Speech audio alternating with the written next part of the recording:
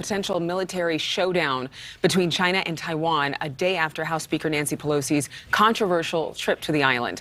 A new video this morning showing China firing multiple missiles around Taiwan, part of an unprecedented number of military drills as tensions reach their highest level in more than 2 decades. The last time China held drills near Taiwan was in the mid-90s, and this time they're closer to the island than ever, which could threaten the global supply chain if the situation escalates. Now, this is a very active situation we've been following while you were sleeping. Washington, of course, watching this very closely, and Tom Dempsey is live on Capitol Hill with more. Tom?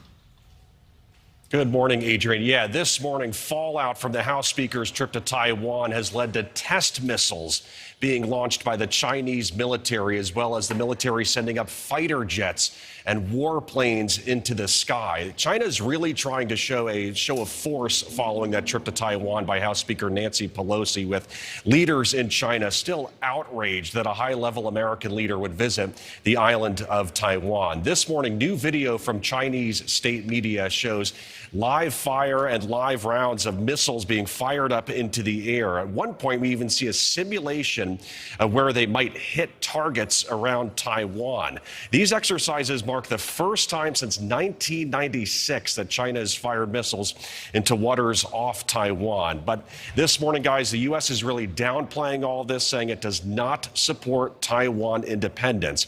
Here you can actually see a map of the military exercises being done this morning by the Chinese military off the coast of Taiwan. Aside from missile tests and sending up warplanes, there's also reports of China blocking some imports of food to the island.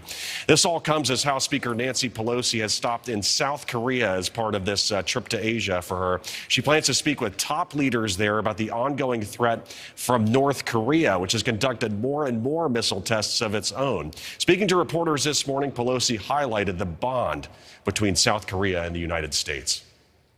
The U.S.-Korea relationship is very strong, and we learn from each other. A relationship that began from urgency and security many years ago has become the warmest of friendships.